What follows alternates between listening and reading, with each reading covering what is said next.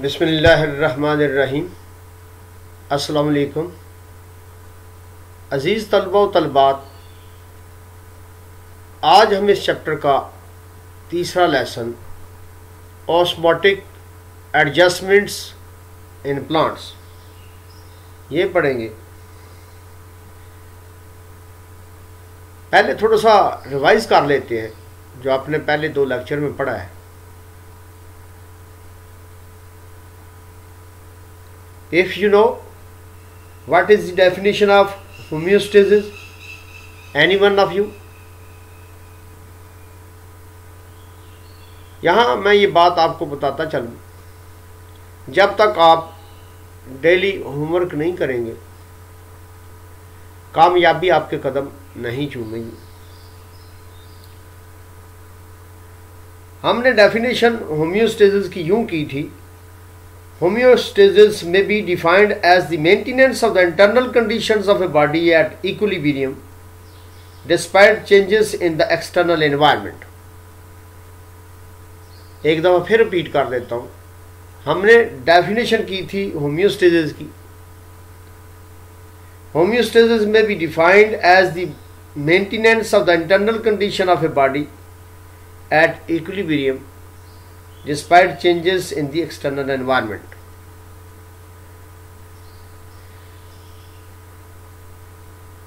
Next question है, what is osmoregulation? Define the osmoregulation. Any one of you? Osmoregulation, it is the maintenance of the amount of water and salt in the body fluids।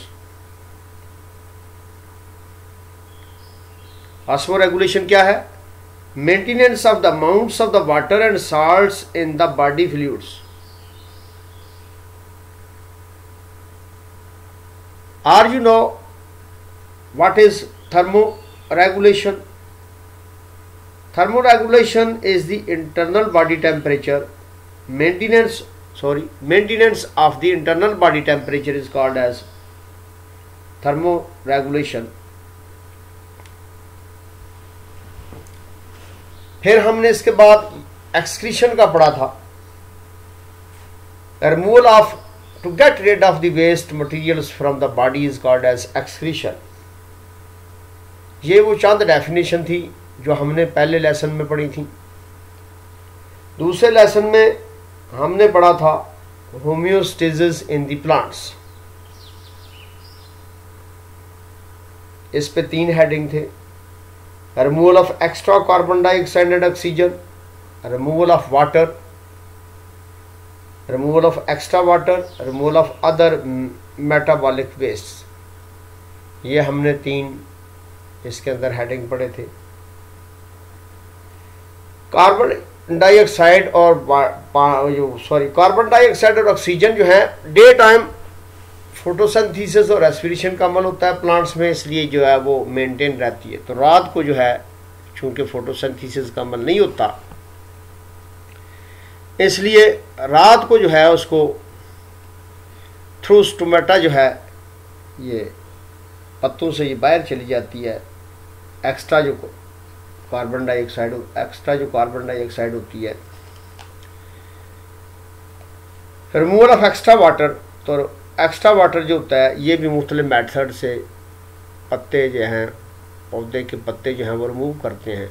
चूँकि दिन को photosynthesis का process हो रहा होता है, इसलिए दिन को जो है वाटर जो है वो एक्सेस नहीं होता, उसी में इस्तेमाल होता है। रात को अक्सर प्लांट्स, ट्रीज, ये पौधों के पत्ते जो हैं बंद होते हैं इनके स्टोमेटा, तो पानी जो है वो जाइलम में ही स्टोर रहता है। लास्ट हेडिंग हमने पढ़ा था removal of other metabolic waste हमने पढ़े थे। इसमें जिस तरह हमारे जिस्म में सिस्टम होते हैं, एक्सक्रीटरी सिस्टम है, बाकायदगी से जो है एक्सक्रीटरी मटेरियल को हमारे जिस्म से बाहर निकाला जाता है इस सिस्टम के ज़रिए। लेकिन प्लांट्स में ऐसा कोई सिस्टम नहीं होता। उनमें तो ये एक्सक्रीटरी मटेरियल जो है वो जमा होता रहता है लीव्स के अंदर ज़्यादातर, और वो जो लीव्स जब जो है मौसम ख़ज़ां में पत्ते जब गिरते हैं तो एक्सक्रीटरी मटेरियल उनके साथ ही उनके बॉडी से जो है वो खारिज हो जाता है। ये थोड़ा सा रिव्यू था जो हमने पिछले 2 लेक्चर में पढ़ा है। अब आज जो हमारा लेसन है osmotic adjustments in the plants. पौधे जो हैं अपनी बॉडी के अंदर पानी को कैसे मेंटेन रहते हैं। जो पौधे जो हैं वाटर में पाए जाते हैं उनके इर्द गिर्द जो है वो वाटरी होता है, एनवायरनमेंट होता है। अब उन पौधों को जो है ज़्यादा पानी को फेस करना पड़ता है, जिस तरह ये लिली है तो इनके चूँकि ये पानी में होते हैं, पानी की सतह पे ये होते हैं। अब इनके पत्ते इस किस्म के बने हुए हैं कि इनका एक्स्ट्रा पानी जो है इनमें स्टोमेटा ज़्यादा होते हैं। स्टोमेटा के ज़्यादा होने से वो जो एक्स्ट्रा पानी होता है इनके बॉडी में, इनके लीव में, वो बाहर खारिज हो जाता है। ये ऐसे प्लांट्स हैं ज़ीरोफाइट्स जिनके ये खुशकी में पाए जाते हैं और इनके जो हैं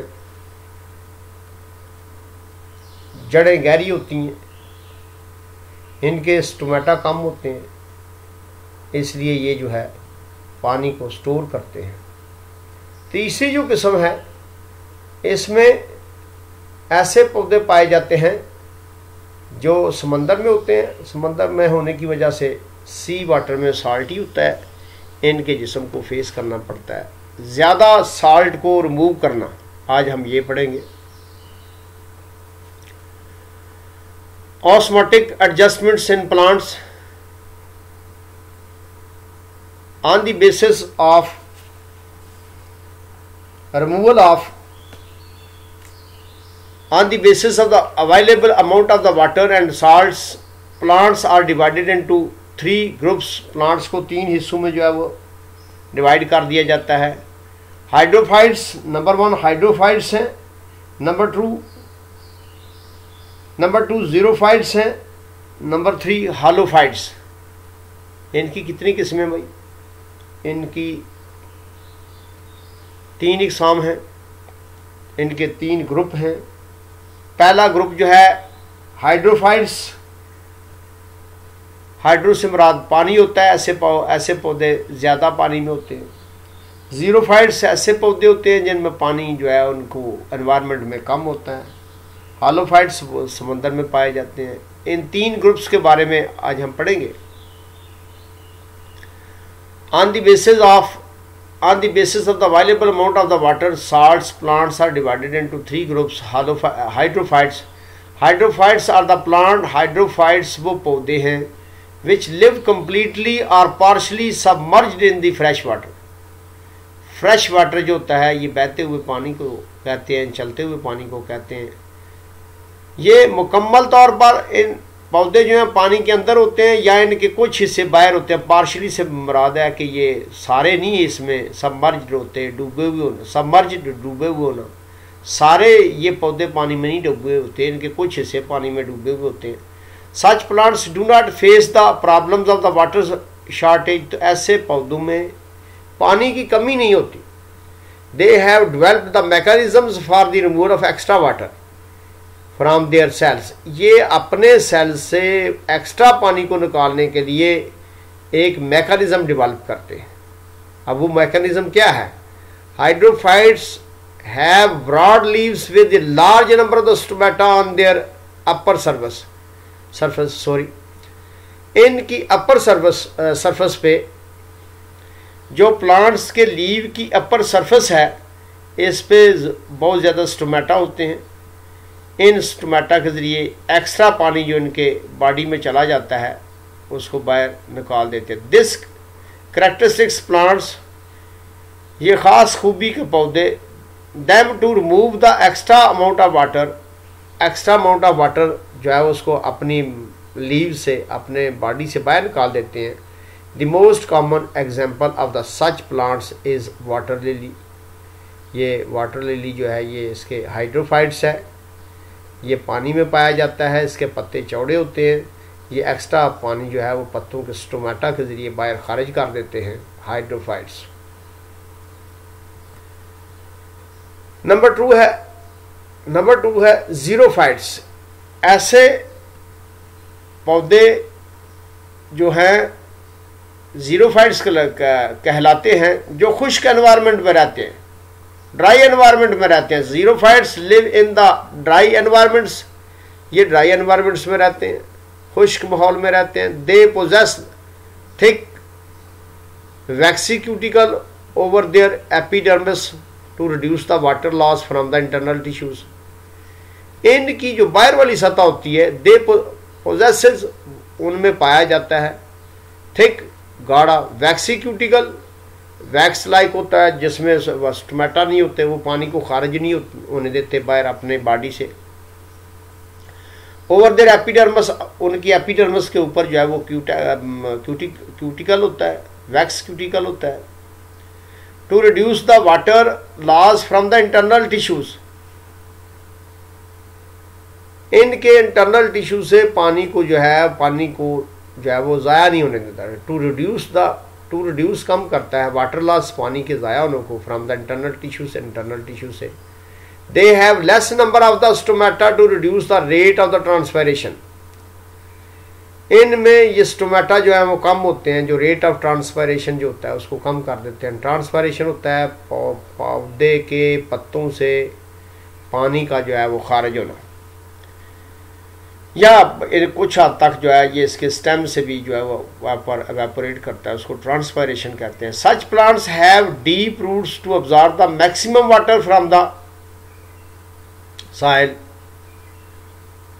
ये पौधे जो हैं अपनी जड़ें जो हैं इनकी गहरी होती हैं, नीचे ज़मीन में गहराई तक जाती हैं, क्योंकि वो ड्राई एनवायरनमेंट है। ड्राई एनवायरनमेंट में पानी का लेवल जो है, वाटर बेड जो है सॉइल के अंदर, वो ज़रा गहराई तक होता है, तो इनकी जड़ें इस लिहाज से फिर जो है वो लंबी होती हैं ताकि गहराई में जाके ज़मीन में जो है वो पानी को जज़ब कर ले। Some xerophytes have the special parenchyma cells. Parenchyma cell जो होते हैं थिक होते हैं। सेल की 3 किस्में होती हैं, parenchyma cells, collenchyma cells, sclerenchyma cells, या इनके फंक्शन के लिहाज से इनके बॉडी के नाम है। इन स्टेम्स, अब पेरेनकाइमा सेल्स वो होते हैं जो स्टोर ज़्यादा क्वांटिटी कर सकते हैं पानी की। The roots in which they store the large quantities of water. Parenchyma cells होते हैं इनके स्टेम में, इनके रूट्स में, in which they store the large quantities of water, जिससे वो ज़्यादा पानी की क्वांटिटीज़ को जो है वो जमा कर सकते हैं। This makes their stems roots wet and juicy. इससे इनके जो तने हैं और जड़ें हैं वो जूसी बन जाती हैं। कॉल्ड द सकुलेंट ऑर्गन्स, और ये सकुलेंट ऑर्गन्स इनको कहते हैं। ये जो है कैक्टस है, कैक्टस प्लांट है, ये डेजर्ट एरिया में है, खुश्क जगह पे है,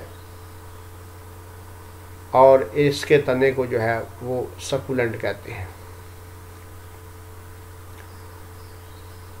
कैक्टी सिंगुलर है इसका, cactus are the common examples of the such plants. ऐसे पौधों की आम मिसालें हैं। ज़ीरोफाइट्स, हाइड्रोफाइट्स ऐसे पौधे होते हैं जिनमें पानी का एनवायरनमेंट जो है वाटरी एनवायरनमेंट होता है, और ज़ीरोफाइट्स ऐसे पौधे होते हैं जिनको ड्राई एनवायरनमेंट मिलता है। अब है हालोफाइट्स। हालोफाइट्स लिव इन सी वाटर्स, ये पानी, समुद्री पानी में पौधे ऐसे पाए जाते हैं। Are adapted to salty environments, और ये अपने आप को अडाप्ट कर लेते हैं साल्टी इन्वायरमेंट्स में। समंदर में चूँकि पानी पाया जाता है, इनके बॉडी में भी समुद्र में जो है साल्ट ज़्यादा पाया जाता है। समंदर में साल्ट ज़्यादा होने की वजह से इनको साल्ट का जो है वो प्रॉब्लम फेस करना पड़ता है। Salts enter in the bodies of the such plants due to their higher concentration in the sea water. Sea water में साल्ट की कंसंट्रेशन ज़्यादा होती है, इनके जिस्म में जो है वो साल्ट ज़्यादा आ जाता है इनकी बॉडी में। ऑन दी अदर हैंड, इसके बरक्स water tends to move out of their cells, तो पानी जो है फिर इनके सेल्स से बाहर जाने की कोशिश करता है। Into the hypertonic sea water, ऐसा समंदरी पानी जिसमें कंसंट्रेशन जो है वो सॉल्ट की ज़्यादा होती है, हाइपरटोनिक कंसंट्रेटेड। गाढ़ा पानी वो होता है जिसमें नमकियात ज़्यादा होते हैं। When salts enter into the cells, जब साल्ट्स जो है इसके सेल में दाखिल होते हैं, plants carry out the active transport to move and hold the large amount of the salts in vacuoles. तो ये एक्टिव ट्रांसपोर्ट के जरिए अपने बॉडी से जो है फालतू पानी को निकालता है, ये एक्टिव ट्रांसपोर्ट है। आम हालात में डिफ्यूजन के जरिए पानी जो वाटर में से जो साल्ट होते हैं from the region of their higher concentration towards the region of lower concentration. लेकिन अगर बाहर जो है साल्ट ज़्यादा है, इनकी बॉडी में साल्ट जो है वो कम है, तो फिर इसको फैसिलिटेटेड डिफ्यूजन जो है, पैसिव ट्रांसपोर्ट इसमें जो है वो होती है, जिसमें आम रूटीन में जो लॉ है डिफ्यूजन फ्रॉम द डिफ्यूजन की ये तारीफ है, the movement of the molecules from the regions of their higher concentration towards the regions of their lower concentration. लेकिन यहाँ चूंकि कंसंट्रेशन बाहर ज़्यादा होती है, साल्टी वाटर जो होता है उसमें ज़्यादा होती है, और इनकी बॉडी में साल्ट कम होता है, तो उस वक्त पैसिव ट्रांसपोर्ट जो है होती है और एक्टिव ट्रांसपोर्ट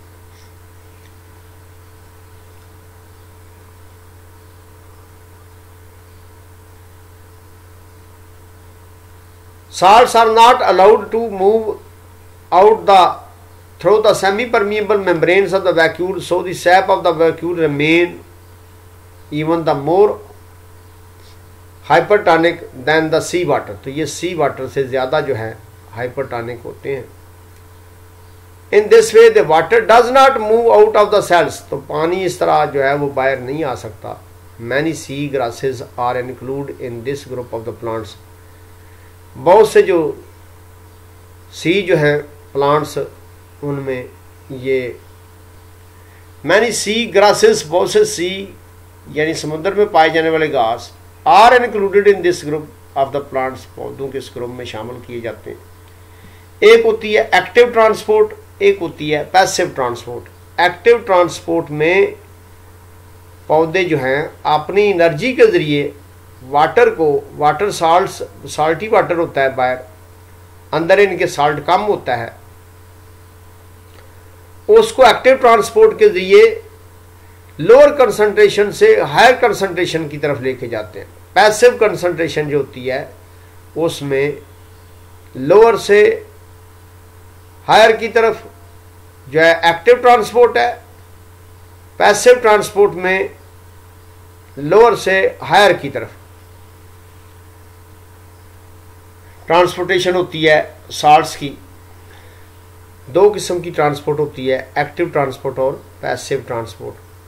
आज हमने जो है ये ऑस्मोटिक एडजस्टमेंट एंड प्लांट पढ़ी है। हमने 3 किस्म के प्लांट पढ़े हैं। एक ऐसे पौधे होते हैं जिनको एनवायरनमेंट में ज़्यादा पानी होता है, उनको हाइड्रोफाइट्स कहते हैं। फिर ऐसे पौधे होते हैं जिनके एनवायरनमेंट में पानी कम होता है, उन्हें हम ज़ीरोफाइट्स कहते हैं। फिर ऐसे पौधे होते हैं जो साल्टी वाटर में जो है साल्टी एनवायरनमेंट में होते हैं, सी वाटर में होते हैं, उनका नाम हालोफाइट्स है। तो इस तरह ये पौधों में जो है एक मैकेनिज़्म पाया जाता है वाटर को एडजस्टमेंट करने का अपने एनवायरनमेंट के मुताबिक।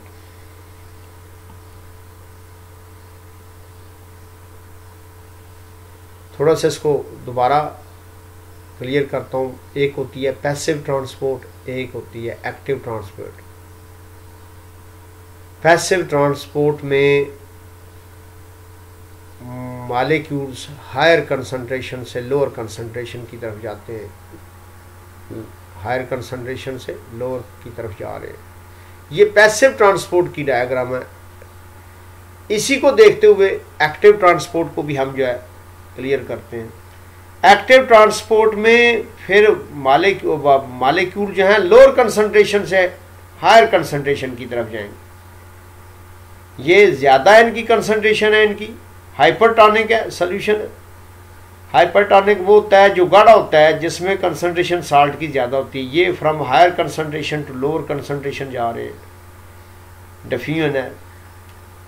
अब जो एक्टिव ट्रांसपोर्ट होती है उसमें ये यहाँ इनकी कंसंट्रेशन जो है वो साल्ट की कम है, तो एक्टिव ट्रांसपोर्ट में लोअर से हायर की तरफ जो है वाटर जाएगा, जहाँ पानी की कंसंट्रेशन जो है हाइपोटॉनिक होती है। दो टर्म्स हैं, एक हाइपोटॉनिक है, एक हाइपरटॉनिक है। तो ये फिर लोअर से हायर की तरफ जब इसकी मूवमेंट होगी वाटर की, तो उसको एक्टिव ट्रांसपोर्ट कहेंगे। उसको क्या कहेंगे जी? एक्टिव ट्रांसपोर्ट कहेंगे।